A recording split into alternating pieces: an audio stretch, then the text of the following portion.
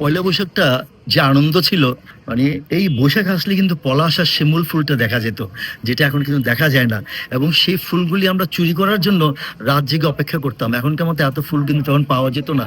তখন মানুষের কোন বাড়িটার মধ্যে ফুল আছে, কোন বাগানে ফুল আছে, সেগুলি আমরা চিন্তা করতাম নিয়ে আসার জন্য, এবং সেগুলি দিয়ে আমরা আনন্দ উৎসব করতাম। আর পয়লা বৈশাখের আনন্দটাই কিন্তু সে ভোরবেলার থেকে শুরু হয়। পয়লা বৈশাখটা শুরু হয় কিন্তু ভোরের শুরু থেকে। তো সেটা কিন্তু এখন দিন গড়িয়ে যাচ্ছে, গরমও পড়ছে। এখন ইচ্ছে করলে যে বয়স একটা লোক তো ইচ্ছে করলে যে একজন প্রেশারের রোগী নায়াসিনামাইড ও স্যালিসাইলিক সমৃদ্ধ লিলি ফেস ওয়াশ যা ফেসের ডেড স্কিন সেল দূর করে দেয় দ্বিগুণ ফাস্টার ব্রাইটেনিং। সে কিন্তু গরমে বের হতে পারবে না, তার কিন্তু বাধ্যবাধকতা আছে, তার নিয়ম আপনি মেনে করতে এফডিসিতে হয়। দীর্ঘদিন কাজ করছেন চলচ্চিত্রের সঙ্গে, তো সেই জায়গা থেকে চলচ্চিত্রে বা এফডিসিতে আগের যে সময় সোনালী দিন ছিল সেই সময় আসলে এই বর্ষবরণটা হতো কিনা, বা হলেও সেটা কিরকম করে হতো? না, আগে আমাদের এফডিসিতে এই ধরনের বর্ষবরণ কোনো অনুষ্ঠান কখনোই হতো না।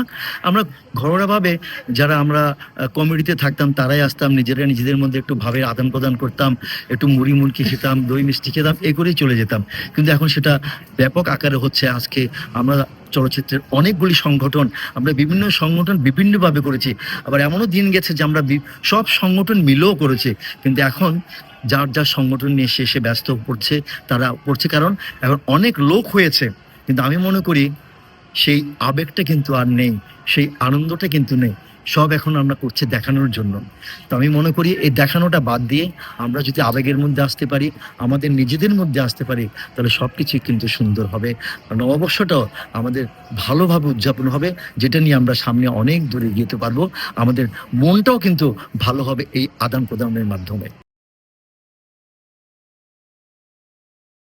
নায়াসিনামাইড ও স্যালিসাইলিক সমৃদ্ধ লিলি ফেস ওয়াশ যা ফেসের ডেড স্কিন সেল দূর করে দেয় দ্বিগুণ ফাস্টার ব্রাইটেনিং।